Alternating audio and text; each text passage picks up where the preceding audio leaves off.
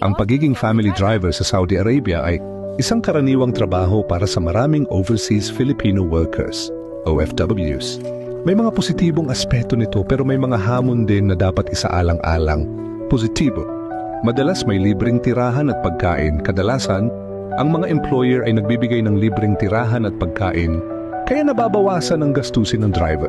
Stable na trabaho at sweldo. Kung maayos ang employer, may regular na sweldo at benepisyo gaya ng medical assistance. Mas magaan kumpara sa ibang trabaho. Kung mabait ang amo, hindi kasing bigat ng construction o domestic work ang trabaho bilang driver. Hamon, mahabang oras ng trabaho. Depende sa pamilya. May pagkakataong halos buong araw kang on-call. Striktong batas sa Saudi, kailangang maging maingat sa pagmamaneho dahil mahigpit ang batas trapiko. Depende sa ugali ng employer. May mababait na employer, pero may ilan ding hindi patas sa pagtrato sa kanilang mga driver. Sa kabuuan, kung mapupunta sa mabuting employer, maayos ang trabaho bilang family driver sa Saudi Arabia. Pero mahalaga ring magsaliksik muna bago magdesisyong magtrabaho doon.